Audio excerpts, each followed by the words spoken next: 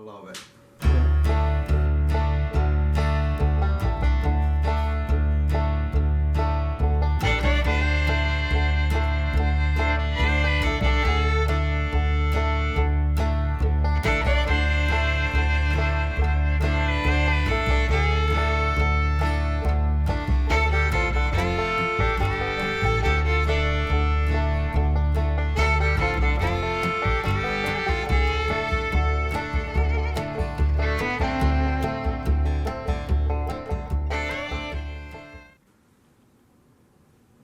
My first gun, muzzleloader.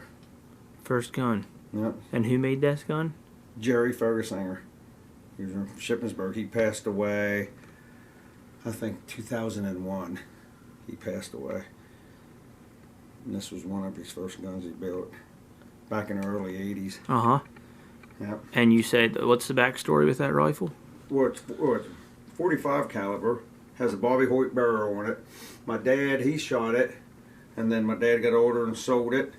And then, I don't know, 6 years ago, I bought it back. And that's what got me You into just muzzleloader. happened to find it. Or you knew the guy Yeah, that it... yeah. Actually, he sold it to my one brother. Oh, My brother, okay. here's what he did with it. That's all it did the whole time. And then I told my brother, I was up at his house one night. I was like, why don't you sell me that dad's gun back? I says, you never shoot it. And he's like, you know what? I will sell it back to you. He said, you going to shoot it? I'm like, I'm going to shoot it. And the only reason he did, he sold it because he knows I had boys that I could, Right. you know, hand it down to eventually. And I bought it, got some balls and powder, and here we go. Yeah. 6 years later, it's all I hunt with is black powder. Yeah. It's an addiction. So that's how it got you started to shoot then. That's what got I me. thought you wanted it because you were into the black powder. No. And you just wanted it, but no, you decided. I was thinking about getting into black powder, and I just was up at his house that day, and I was like, "You should sell me that gun." Right. I was, starting to think about going around with black powder, and then when he said, "Yeah, I will sell that gun to you," and then once I got it, then I don't know, then I just started shooting it, and then it really got me hooked. Right. I don't know. There's something about it that just got me hooked on it. Yeah, that's cool. Yeah. All right, so we're gonna go over a few of Chris's guns here he wants to talk about. All right. Here's a little 36 caliber. Honestly, I'm not sure who made it, but it's a nice little gun. I bought it in an estate auction years ago. Just one of them things. I wasn't planning on buying it, but I come home with it anyways. Looks kind of like a Bedford. The way that stock is, that kind of looks like a Bedford maybe. Bedford County style. I'm not sure. I mean, the lock and stuff's old. I think they used old parts and made a new gun. Okay. And the barrel's lined. See the barrel? I see the liner there, yeah. And I'm not sure who did it. I mean, I bought it local, actually over in Gettysburg. So did Hoyt do it? Did Bobby do it? I don't know. Oh, very possible. I mean, it possibly could be. But it's a nice little gun. Yeah. A little bit of incise carving on it. Yeah. And then that will have what they call like an escutcheon plate, and that's Yep. like a German silver. Yeah. Yeah, it's neat. You shot some squirrels with it? Yeah. Yeah. Mm-hmm. Very Yeah, nice. I've took it to some woods walks. Have you? Yeah. Yeah. Shooting a good little gun. I've split the ball a couple times with it. So I Yeah. was happier than heck with that. Yeah. 36 caliber split Oh, the yeah. ball. Hard to do. Yeah. That long toe plate with that. That's cool. But I'm back here. Was that broke at one time and they tried to fix it? Stuck something on there? I don't know. So It appears that way. and they just stuck some kind of pewter or something on there? Yeah. Don't know. Okay. Now this is the one I seen on your son's YouTube channel. Yep. It's a Steve Lotting 20 gauge double flint. Talk about it. I know it's Checkered. checkered, beautiful piece of wood. Oh yeah. Engraved, every piece of metal is engraved somewhere. Every piece has engraved in it.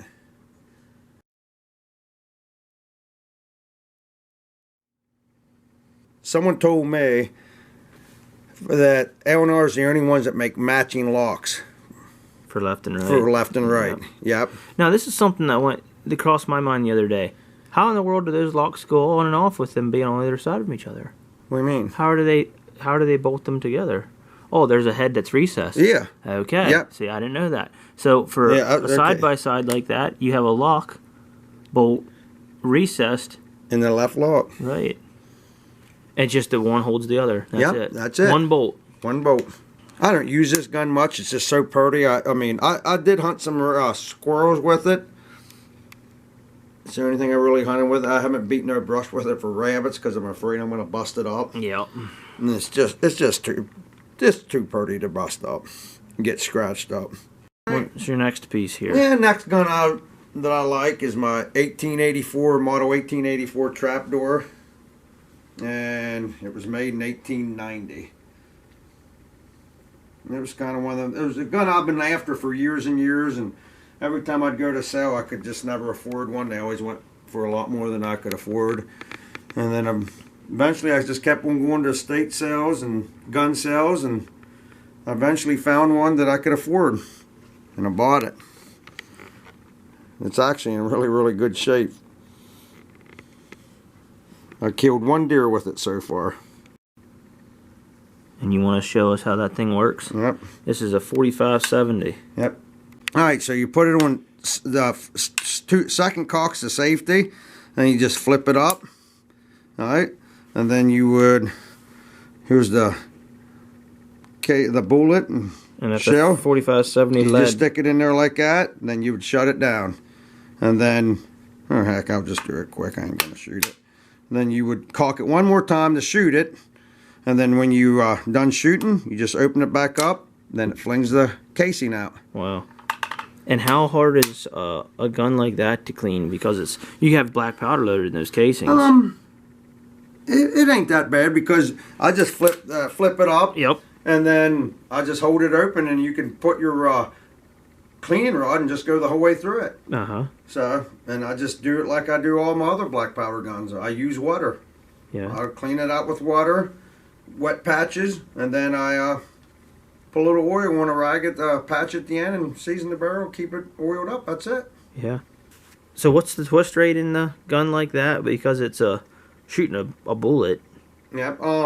I was told it's a 1 in 22, 1 in 22 inch twist. Yeah. I'd get your ball. I mean, the bullet's spinning a lot faster. Yeah. Mm-hmm. Yep.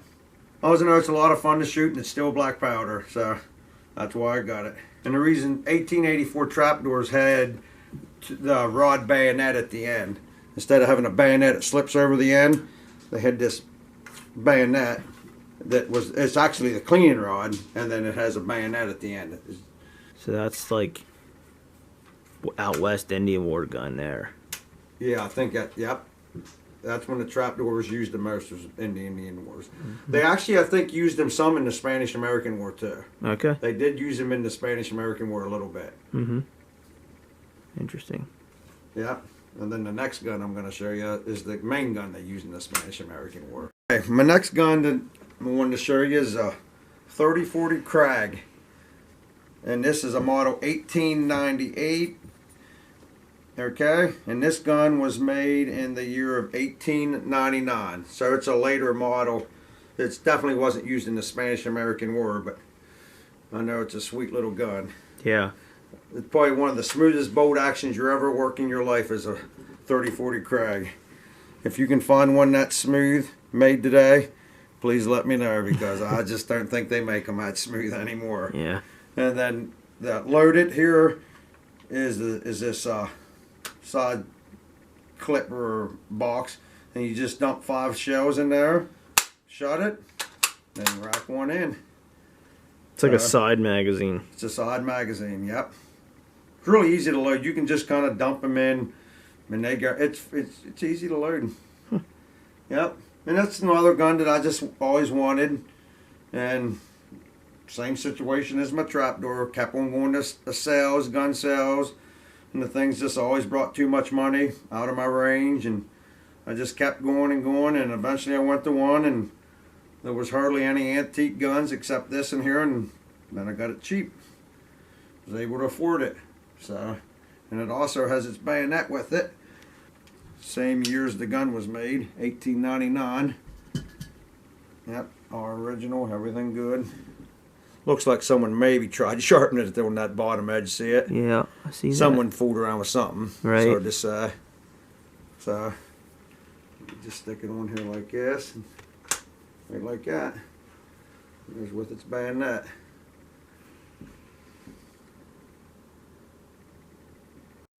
That's a clean kit. Yep. It's your cleaning kit in there. So how many side-by-sides you got? Oh, that's all of them? So I got 1, 2, 3, 4, 5, 6, 7, 8, 9. I got 9. There's one downstairs. Wow. I had 11. The most I had 11. I sold one. Sold two. Okay. So what made you get into the black powder muzzleloader side-by-sides? it's one of them things. I seen one and I liked it. Yeah. And then I bought one and started shooting squirrels, rabbits, and doves with it, and fell in love with it. And just every time I see one, if they go cheap, I buy one. So just one of them things. And this gun here, this is this is an older original. Yeah, I was gonna say. Yeah. 20 gauge. 20. It's 20. No, wait. I had it mic'd out. What is it? 18. Well, it's an 18. It's an 18 gauge. It's something Philadelphia on there. I haven't got my. Can you read that? T. Solomon. T. Solomon. Yep, Philadelphia. Look at the pitting on that thing. I shot it 1 or 2 times. Did you? Mm-hmm. Yep. Just to shoot it, just shot it, cleaned it, put it back up here.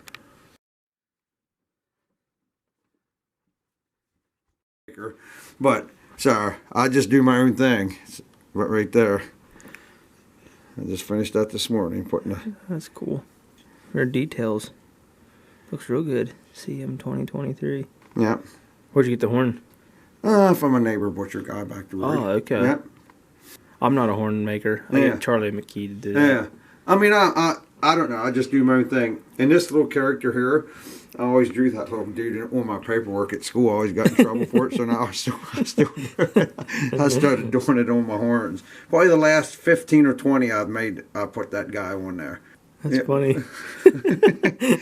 So you got some of your like bags and hats and horns and stuff? Yeah, it's just a couple of horns that I made over the years. Mm-hmm. There's a horn I made. I'm no expert. I just make them do ever how I feel like doing them. So yeah, there's another one I made.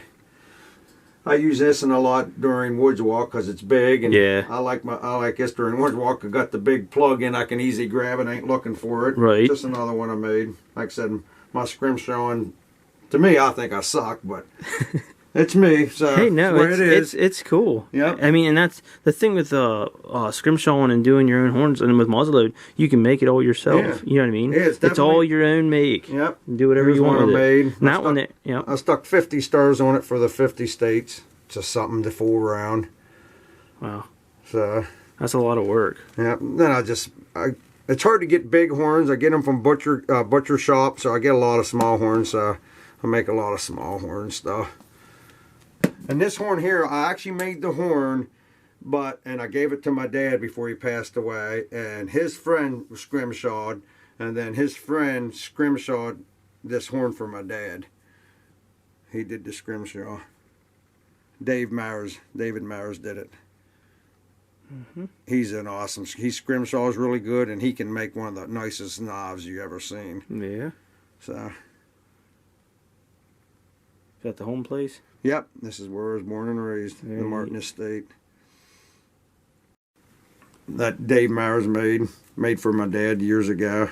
Nice little belt axe. Yeah, that's cool. You take that to rendezvous and stuff? Yep. Well, I take it to shoots. I'm never done a rendezvous yet. I'm about to do my first one. Oh, yeah? I'm going to do my first one in May at Muddy Run. Okay. So I guess what I consider rendezvous is like a shoot, and you just camp there. Okay. Well, I've never even done that. I've been to a lot of shoots, but I never camped. You never camp. Yeah. Yeah, same. So I'm excited about going to that place at camp. Got myself a tent. Well, up at our Port Royal shoot, they're Standing Stone. Yeah, I want to come up to that. 20th and 21st for camping. Well, I'm going to come up. If it's that weekend, I'm free. Yeah. Yeah. And then this is a knife I won up at Standing Stone for shooting. So. That's sweet. Yep. Nice little knife. I like that. Sam Schaefer's, I think, nephew made it. Oh, is that the one you got 2 years ago? Yeah. Yeah, I remember that knife. Yep, that's cool. And then the bag, I'm not sure who made that bag. I actually bought that down at Muddy Run. Okay. So, and this is some of my clothing. my hat. I got my stuff just piled up because I got too much crap. There's a long sleeve waistcoat, couple hunter's shirts. There's a couple vests, my pants. And let me get this out of here. There's my shoes. It's what I wear. Jacobsburg. They had a Rendezvous. I was up there a couple years ago, and a guy had them for sale. So, that's cool. I really like them. They go good with my outfit. Yep. So. Yeah, you're not looking like a backwoodsman. You're looking like more like colonial. Yeah. You got like the dress to look more like a. Yeah, I'm just a common colonial guy, just like I am today. I'm a common dude, you know, nothing fancy about me. That's just how I want to do it with my dress too. That's neat. Just keep it simple. Starting kit. Okay. Just a piece of leather I got there. I got a piece of flint and steel. And then I got... Now, you find that piece of flint laying in the field? I found that piece. Did you? Yes, I did. That's cool. Yeah, That's cool. Yep. And then this is my char. And then you just hold it, get a spark in it. Yep. Well, let's see you spark that flint there. See if I can do it. Is it sparking? Oh, yeah. Yep. Like that. I'm no expert at it. And you found that flint in the field? I found that in the field. That's where I got that piece at. That's cool. Yeah. My dad liked buying this kind of stuff at auctions. He'd go to state auctions and buy old silverware. Oh. If you want some of it, I'll give you some. So, I don't know if it's 18th century. Well, it don't matter. It's cool. You know what I mean? It's cool. So, we bought one out in Nebraska at the Fur Trade Museum, I believe. I'll use it every morning to flip my bacon. Yeah. I ate my breakfast with it this morning. It's an old original. It's got like horn for the handle. Yeah. Yep. So like I said, I don't know if these are 18th century, but that's what I got in my bag. That's what I got. But that's still like that's not original, but it's still old. It looks old. It says Acme November 76. Yeah. I don't know if that's 1776. 1776. There we go. Has to be. I would say, yeah, we're going to say 1776. Probably 1976. Yeah. No. Yeah, how about it? Most of them been within 10 or 15 miles from here. Really? Yeah. Center one there, a scraper. No, this is what they call a cash blade. All right. So there's a quarry up here in the mountains. This is called rhyolite. So, and when they went to get the stone, they would go up and they would chip these cash blades out instead of carrying big hunks of stone. So you could put a pile of them in a pouch or whatever and carry it back down. All right. And then you say, look how many arrowheads could you get out of there. You know what I mean? You can get 2 or 3 arrowheads out of there instead of carrying a big hunk of rock down there. Yeah. All right. Then you could just come down and chip it. Really? It's called a cash blade. But that they would do, they would bring these. I've only ever found one, but I never found 60 of them in one hole. They would bring them down and bury them. All right. And burying them actually makes it a little bit softer and easier to chip, is what they say. Really? But that's a cash blade. Yeah. I never heard of that. Yep. So that's what they used right there. My favorite find ever is this carving out of a stone. All right. What? I don't know what to call it. I call it the horse head carving. All right. Ear, eye, mouth. All right. But here's what's crazy. Completely the same side. Both sides are completely the same. So you think that was a carving? What would make it? I mean, look at that. Flat, round, nature. Could nature do that? No, well, no. I mean, that... Where did you find... Well, whereabout? Yeah, I actually found it in a creek. When my kids were young, we were actually crawling in... We were maybe in a foot or two of water, just crawling with our mask, looking in the water with snorkels, and I found it laying in the water. And that's just... I've had guys tell me that nature did it, but how? How could it do it on both sides perfectly the same? Yeah. There's just almost impossible. So you think that's Indian? I think it is. Uh-huh. Wow. I had an archaeologist look at it one time. He just calls it a doodling. Someone just carved it, and for some reason, you're never going to find another one. No. But he said it wasn't natural. He said it was definitely man-made. Yeah, I can see that. Yeah, but I don't know. It's just my neatest thing I think. Yeah, oh yeah. And then you find... Oh yeah, there you can see the ring chiseled in there to hold the strap. Yep. Stone axes. Is that what they were? Mm-hmm. Yep. Stone axe. So that was what they call a tomahawk head. No, That's a stone tomahawk's metal. Tomahawk's steel. But what would they? Didn't they make a tomahawk type thing with the stones? They make war clubs and stuff like that. Right. Tomahawk is a more As a modern. Okay. Yeah. I always just call them a tomahawk when they had the. We do too. I mean, I still do. I still call them tomahawk. I'm like, hey, I found a tomahawk. You know what I mean? Yeah. That is a good feeling too when you're walking in a plowed field and you see that laying there. Yeah, isn't that incredible? Yeah. I mean, look at that ring they carved in there. Yeah. And that's what, probably 6 inches long, probably I'd say 6-7 inches long. And then like 3.5 inches wide. Yeah. And it almost looks like they polished it. Uh-huh. That's what they call a 3/4 groove. See, that's only don't go the whole way around. Yeah. So did they split the stick and put it around that? I'm not sure how they attached that. I'd be curious. I think they stuck. Somehow they would split a little bit and stick leather up around it and wrap it somehow to hold it. Yeah, somehow. Yeah. And here's what they is grinding. Oh yeah. Corn, rolling pin pedestal. Uh-huh. It's the only one of them I ever found whole in my life. Right. Yeah. I found a couple of them broken. So, a lot of them I got exactly where I found it marked on the back. But over the years, the sticker and stuff's come off. A lot of them too. Yeah. So, but, yeah. Interesting hobby. So you can see what you can find. Yeah. But you got to go where they're at too. Now, what's something like that little guy there? That one right there. What makes you think that that's not just a piece of a stone? It's not, because I can see how it's worked. That was probably actually a piece of a drill. All right, so here's a good hole drill. All right, a little drill they would drill through. That's what they use for a drill. Okay. All right, and that's all that is. It just took you forever. Well, you know what I mean? Well, they had nothing else to do. Yeah. Well, they did. I mean, you think of it. I think we kind of say that, but you think they did. They had a lot to do. Yeah. You know what I mean? Their life was to survive. Right. So I mean, I'm sure these guys can make an arrowhead in no time at all because their life depended on it. Right. So these boys are out trying to survive. Now these small ones, I would see these are more your arrowheads. I mean, you ain't putting you. That's a spear point. Like that. That's either a spear point or a knife blade. You know what I mean? Yeah. You know, I don't even know if you'd put something like that on a spear point. I don't know. Yeah. But you definitely couldn't shoot that out of an arrow. No. You know. Yeah. I mean, no one really knows for sure. I mean, I always say I found arrowheads, but are they true arrowheads? Are they knife blade scrapers? I don't know. The only person that knows is the guy that made it. Right. So I just like to collect the stuff. Because that's all full down underneath there, too. Now, how many years have you been doing the arrowhead thing? Oh, probably since I've been about 18 or 19. Oh, okay. And I'm 49 now. I'm going to be 50 here soon, so. Oh, wow. Yeah. Yep. That's cool. What got me on it? I was fishing. I was fishing, and I was trout fishing in the stream. There was a bank about this high, and I just happened to look down, sticking out. I'm like, what? And I can find my first one's upstairs, but I just seen something like that much sticking out of the mud. I'm like, what? That is a weird looking rock. And I pulled it, and I'm like, holy smokes, it's an arrowhead. And I just got me curious, and that's what made me start hunting arrowheads. Yeah. From fishing.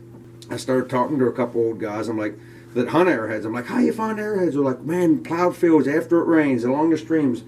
And I mean, I didn't know my stone, so I'm just out looking for arrowhead shapes. And I went my 11th trip. I finally found my first one actually truly hunting arrowheads.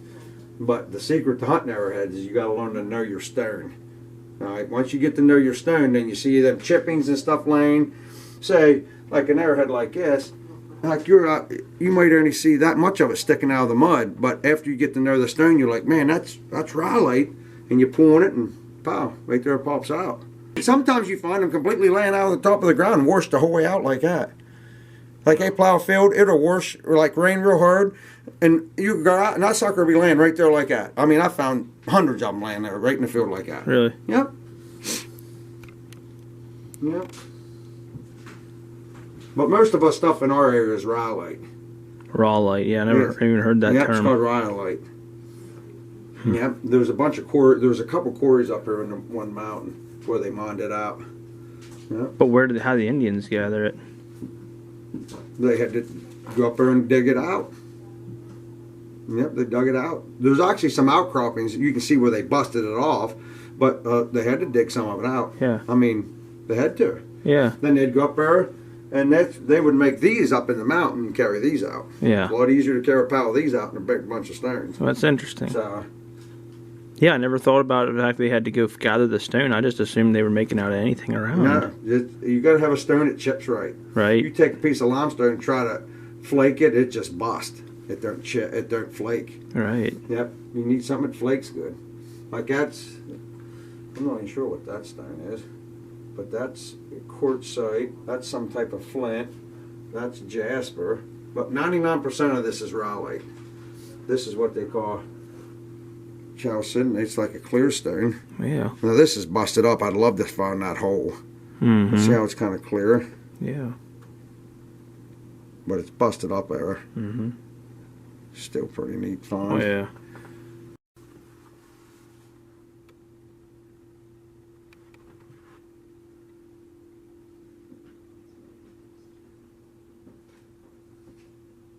You find some perfect every once in a while. 98% of them have something wrong with them. Right. You know, a little chip and stuff. But every once in a while you find one completely perfect. That's right here. It's just some of my favorite arrowheads from it. Wow. That one there is impressive. Uh-huh. It's just some of my, to me, my highest quality. Perfect. There's a lot of, there's a What's couple. that there? It's a colonial button. Really? Yep. It's one I found hunting arrowheads. I'm about to show you a lot of colonial buttons. This thing right here. Yeah. Found in my own garden right here. Now there, that had to be a true arrowhead. You look at that. I mean, it had to be like a bird point. I said that was one of my favorite arrowheads just because I found it where I was finding no chippings or nothing. I was just walking fast through the field trying to get to another section in the field, and here this thing laid right on top of a clump, completely washed out land, just like it is in my hand. Wow. This little spade right here. Yeah. I found it one day rototilling in my garden. I was rototilling, I plowed, and then I was down rototilling, and this is all I seen sticking out of the ground right there. And you saw the edge. I just seen that edge, and I'm like, man, I got to pull that out, see what that is. So I right there, look at that. Probably what they used to actually farm with. Take like a branch or something with another branch coming out of it, split that branch, lay it on top, wrap leather around it, and then it would have stuck out like that. Yeah. With a handle almost like a hoe. Yeah. That would have been their spade. Wow. To be not broken up. I mean, my garden, the guy that lived here farmed it for 30-some years, my little garden. And he rototilled and plowed it, and that thing not to get broken. Yeah. That's the amazing part. Yeah. You said whenever I'm around you, what? You never see me looking up in the air. I'm always looking at the ground because of arrowheads and Indian artifacts and colonial relics. I'm always looking at the ground looking for stuff. Yeah. And it's amazing. You'll be out in the middle of nowhere and find points and stuff just people hunted and dropped over there. I need to start having eyes for it. Yeah. Start looking. Keep looking at the ground. I don't even ever give it any thought. That's probably why I don't find it. Yeah, you got to you got to constantly look at the ground, constantly. Like I said, I'll be an old man and won't even be able to lift my head up. Do you think that you tend to find more because you're down here by Shippensburg where there's more of this stuff? No, anywhere there was water, they're at. It don't matter where you're at. No, I don't think it don't matter where you're at. Yeah, but where is there water near Shippensburg? The creek? There's a stream right behind my house. Oh, the stream. Yeah, streams. Yeah, any streams, springs, even like just small runoffs and stuff in fields. You know, it's because they camped there at one time. They camped, hunted, you know. Yeah, I just assumed you meant rivers, but you're talking. No, I'm talking. I hardly ever hunt along rivers. I just hunt along small streams. Mm-hmm. Yeah. So anywhere there's water, you'll find them, and it don't need to be water. I mean, I found them out in the middle of nowhere, not near water at all. But 1,000 years ago, was there water? Maybe. I don't know. You know what I mean? You know, stuff's changed a lot now. Yeah. So.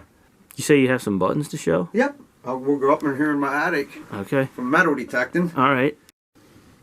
All right, so we're up in Chris's attic here. He's got his stuff. He's metal detected. Yep. I've been metal detecting 20 couple years.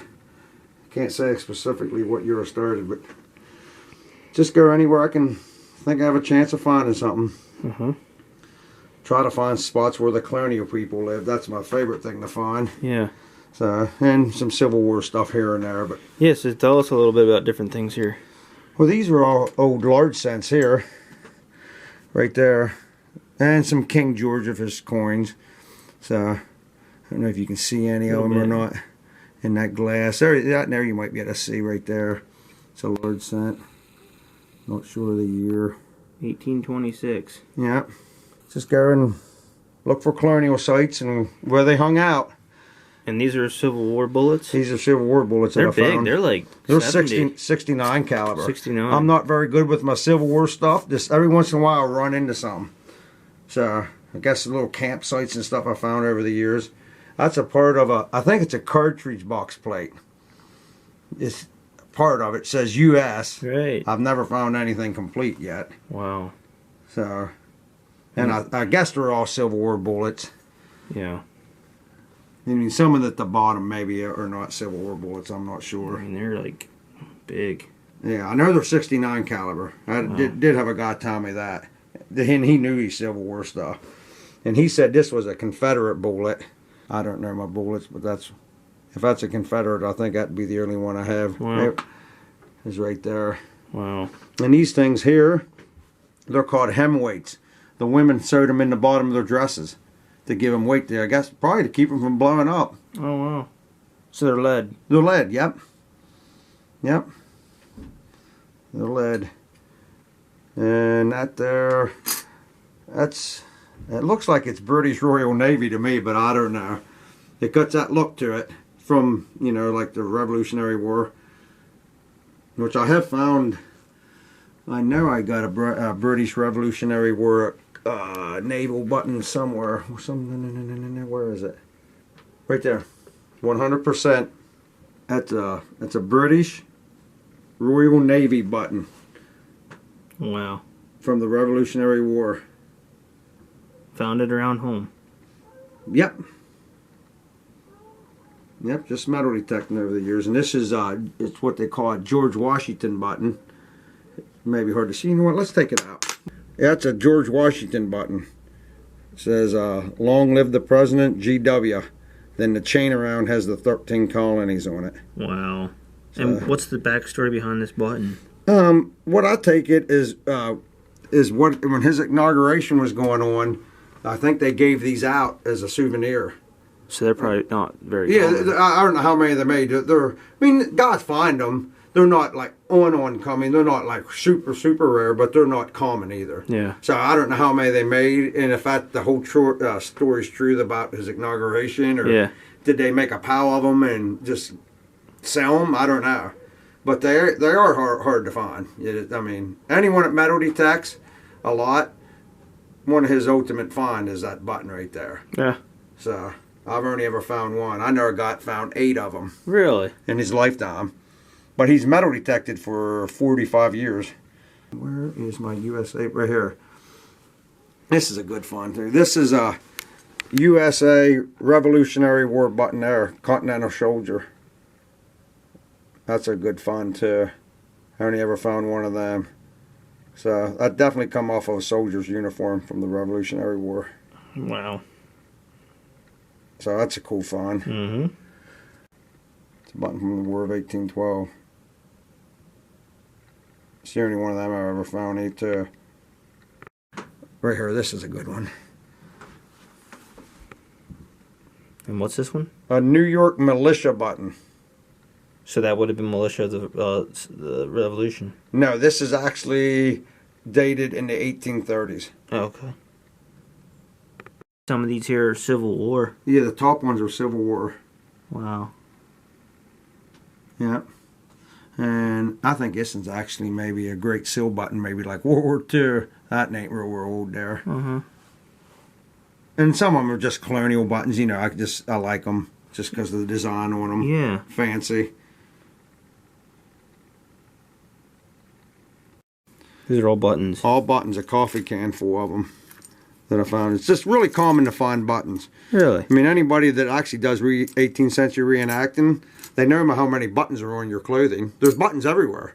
So, I mean, that's just the most common thing they lost was buttons. And it's the most common thing you found when you metal detect. So you find lots and lots of buttons.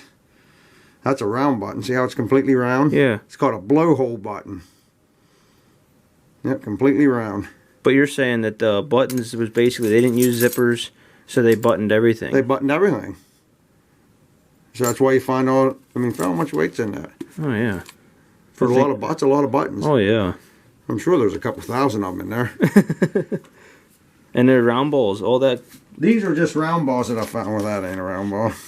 It's a short one. Just round balls that I find metal detecting. What are those? Jules harp. I was going to wonder if they were a mouth harp or something. Yep, they're a mouth harp. Well, you know, that piece always rusted up. But you find some of them. And these are colonial shoe buckles, just like my shoes downstairs. Well, yeah. Yep. I actually found that in the water. And you got some thimbles? Yep, you find thimbles. I think you find lots of thimbles. I guess they must have carried them with them. There's some silver coins. Uh-huh. Some rings here. Yep, some rings. Be interesting to know the story on them. Yeah, right there. That one there says 1914. Yep. That one. Some of these say 1890, 1809. You got hammers and what are those, sleigh bells? Yeah, they're old, yep, sleigh bells. From horse-drawn stuff. And yeah. You said here you got some... I think they're grape shot. Grape shot. Yep, they look like grape shot to me. And you got keys on that plate. Look at the buckles. Yep. Spoons. Right here is what you could use for your kits. Yeah. I mean, they're literally probably fed the mouths of people back in that time. You find a lot of them in them. Are these some for stirrup? They're stirrups, yep. Yep, they're stirrups. Isn't that a gig? Yep, that's an old gig. Look at that. I think that's old hand forged one. I don't know. I found it in the water detector. My metal detector, I go in the water too. Uh-huh. And there's an axe head too right in there? Some axe heads I found over the years. I boiled them in walnut hulls to darken them up. Yeah. Yep. So there's some stuff. And look, do you think in 200 years people are going to find an old Samsung? Probably not. You find them in the water. Yep. This is a Spanish 2 real that I found metal detecting in a field. 1782. 1782. Is that your oldest coin? Nope. But it's old. It's old. Then this is what the back of it looks like. The back looks like. They're a neat coin. Yeah, it is. Silver. And it's Spanish. Mm-hmm. We used Spanish money before we made our own. Really? We used Spanish and British money. Right. Yeah, before we didn't start making money till 1793. Until then, we used foreign money. Well, yeah. Or we had colonial money too. Like we had colonial money, but we still used a lot of British money. British money. Yeah. Some of the 13 colonies. Here's a cool find. I found this underwater metal detecting. It's bent a little bit because it was stuck in the crack in the river. 1796 dime. Wow. Yeah, that's interesting. Here's another good one. I found this in. That's a 1794 large cent. Can you see the date on it? Yep, it says I can see it. That's cool. Now this in here, I don't got my glasses on it. Can you read that? Look at that date. Oh my goodness. That says 1757. I mean, you're talking during the French and Indian War. Yep.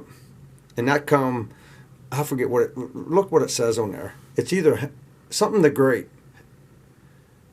It's the most heroic CF3 of Prussia. King of Prussia. It's from Prussia. But it says on the other side something Henry the Great or something? Boris the Humble, Hebduus the Proud. I've researched it. It's a token for bravery for being a... Hideous the Proud? It's a bravery token from Prussia. Really? Yep, from 1757. Yeah. Yep. So it's not coin. It's not a coin. It's like a medal. It's like a medal for bravery. Really? Battle. Yep. Oh my goodness. And what is the one laying over here in Pennsylvania? I have no idea, but it was here. Oh my. Yep. That's a Connecticut coin. How do you know things so worn? It should say something CONN on it. Somewhere it says Connecticut. I don't got my glasses on it. Somewhere. Okay. Looks like it might be made of copper or something. It's copper. It's definitely somewhere you can see it, but it's really hard to say. It's Connecticut colonial. Wow. And I think that's a 17. I haven't got my glasses on. I can read it. That's 18 something. It says. No, it's got to be 1807. Oh, it is okay. What's this in? 1 cent. That's a big penny. Well, that's how they were then. Yeah. This is 1795. What's 1 cent. What's this in? The date will be below, right there's the date. What's that in? 1775. Yeah. Wow. That is wild. Yep. It's just stuff it ain't easy there. Yeah. I spent a lot of time. Yeah. Well, yeah, I mean, look at it. You're not finding this every time you go out. This is... I spend just as much time not finding as I do finding. You know, there's a paper shoot. I forget what we were shooting for. That's a 3-shot group there. That's the best one I've ever done right there. Looks like 2, but there's 3 in there. Yeah. And then here's another. That's a 5-shot group. Looks like 3. Somehow, I don't know how I did it. Probably luck. But... Wow. Those are my 2 best shots ever. And you got them hid up here in the attic. Yep, I got them hid up here in the attic. Oh, and that was only in 2020. Yeah, this one was just this year. Really? This one was just this year. And both time guys were standing beside, because I was like, man, I had to miss. I had to miss. We looked all around, couldn't find nothing. So yeah. There we go. That's awesome. Every once in a while, yeah, you know, yeah, it's good lucky. shooting. Yeah. No, you're a good shot. I know that. Well, if you're steady, my big thing is if you stay steady, the gun shoots where you aim. Yep. So once you got your gunshot in, it's shooting where it's aiming. It's just as that guy holding it where you're supposed to. Mm-hmm. That's the thing with muzzleloading. So some days I can hold it. Next days I look like I never shot one in my life. Yeah. So, I think it's mostly mental. it is mental. It is. Yeah. Yep. You start having a bad day, then it starts messing with you. Mm-hmm. And I think you just start flinching a little bit, dropping your gun, Yep. just doing dumb stuff. Mm-hmm. And we all do it. I know a couple guys that don't do it there. Dwayne Berman. No, he shoots good every time. Yeah. He's awesome. Yeah. He is. He's good. I mean, that man shoots consistently every freaking time. He's the most steadiest shot in the world. Yeah. So he's the guy. Every time he says something, I'll listen to what he says. Yeah. Because he's awesome. He can shoot good. He's the kind of guy that you want to watch. And Yeah, I met him down at the Carlisle show this year, and we talked a little bit. I'm telling you, that man is steady as a rock. I don't know how he does it all the time. He's like, he never wavers. He's always steady. You know what I mean? I can go and shoot a 12 and maybe 11, and then the next week I'm shooting an 8 or a 9. He shoots, the worst he ever shoots out of 12 is like 11. He shoots either a 12 or 11. It's amazing. All the time. So, they say he's a hard one to beat. He is a hard one to beat. And I mean, some people, they get frustrated with him, but I don't, because my goal is to shoot as good as him. Mm-hmm. But I don't know if I ever will. Yeah. I don't know if I'll ever be that consistent. Yeah. All right, so what you got going out here? All right, this is where I make my powder horns and pour my lead balls. And yes, folks, I do open the doors and I let air flow through here, so I'm not in here dying. I know a couple of you are going to want to say that, but I'm not. So, but open all my doors, let the air flow through here, turn her on, and then here's all my molds up here. And then I set a bucket of water over down there and I just knock them into that. Now, is there a reason you leave lead in them? I just always let them pour it. I don't know if it's a good thing or not. Some guy told me, he says, when you're done using them, you should keep lead in them. Really? Never heard that. So that's just what I do. Okay. What's the lead there you have laying there? Is that pipe? Oh, that's just old pipe lead that my brother, he's a plumber, and I get it. He gives it to me for free. Old lead piping. Yep. Some of it's shower lead, comes from showers and stuff like that. And then I got a bucket or 2 over there, and I got a bucket over there, and a bucket of it over there. Oh yeah. You got lots of lead. I got tons of lead. Yeah. So you cut it with like a hatchet and a I have hammer? an old axe. I just take out there and just wham, just hack it off. Yeah. So you can see how good I am at hitting at the same spot. I'm an expert at missing. Yeah, Man. look Look at at that. Looks like my muzzleloader shooting. Never hit the same Oh, spot. come on now. Not real organized, but my crap's here everywhere. So here's a horn I'm working on now. So I got to get a plug put in it and stuff. Yeah. Polish it up a little bit more. Yep. Now, and then there's another one I'm working on. Yeah, that's cool. They're nice little horns. Did you ever try making a flat horn? No, I would like to. I lie. I tried, but I didn't have a little form or anything in there, and I screwed it all up. So I actually want to go up and talk to Charlie sometime. Yeah. Because he's awesome. Yeah, he makes nice little ones. So, I mean, that's going to make a nice little hunting horn there. Yeah. So there's nothing big. About 8-10 shots worth of powder. Yep. So I don't know, that and there I might skin it down and make a primer out of that. I'll say, well, you can either do that or I can get you to make that for my kids' 45. Yeah, there we go. Yeah. Might just have to do that. Yeah. Yeah. Hey, maybe that would work for the kids' 45. Yeah, they just need a little powder horn. Yeah. You gotta get a little Charlie bag and get a Chris Martin horn. Yeah. There we go. That's 45-70. That's my 45-70. What I shoot out of my trapdoor. Man, they're big. Yep. How many? Probably like a 400 grain bullet. 500. 500. That smacked. And you said you did shoot a deer with I shot a deer with that, yep. How did it react? How did the deer react? Well, I'll tell you what, that 500 grain, it put that big a hole in and that big a hole out. It didn't react very good. Oh, it just went straight through. And it ran maybe 65, 70 yards. I hit it good, but it ran. I mean, because it did not flatten out. It didn't do nothing. I shot it behind the shoulder, and I mean, it, like I said, a little hole in, a little hole out. I don't think the bullet ever mushroomed at all. I mean, that was the least damaged deer I've ever shot in my life. I mean, my round balls do more damage. Yeah. But hey, I shot a deer with it. So. Yeah, that's cool. But, you know, if I would hit that deer in the front shoulder, I mean, it would have been all over instantly. But yeah. You found these just this year? Just this year, metal detecting in the water. It's 1 year's worth of lead weight. That's how much lead is in the water around these areas. All these rivers and stuff. Now, are you gonna melt them down? I'm melting them all down. Oh, I bet. Yep. All right, Chris. Well, thanks Hey, for. man, thanks for coming up hunting. Appreciate it. Had a good time today. Didn't kill a lot of rabbits, but we had fun. It ain't about killing. It's about friendship. Yeah, that's right. Yep, so thank you, man. You have a safe trip home. Yep. See, I'll see you at Standing Stone. Yeah, sounds good. I'll be sure up in April. Yeah. Might even come up in March. So all depends. Alrighty. So if sounds it's nice good. out. That's 2 Sundays from now. If it's nice, I might be. It's March 12th. Yep. Yep. Yep. So.